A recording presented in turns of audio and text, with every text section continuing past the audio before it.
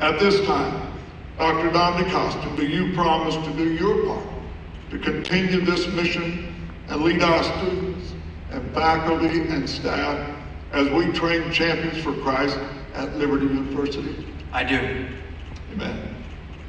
Now at this time, we're going to be presenting you with the President's Medallion. It's a replica of the official seal of the university. The medallion honors the highest office at an educational institution. It's a symbol of the leadership and responsibility vested in this office.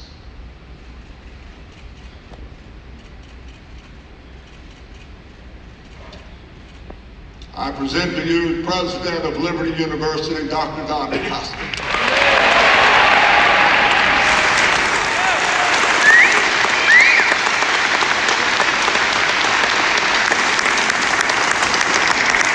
Has ascended to an extraordinary university. And I could not think of a better, more prepared leader than President Costin to stand at the helm and continue to lead that ascension. Every class and every generation of students and faculty and alumni collectively sharpen the university's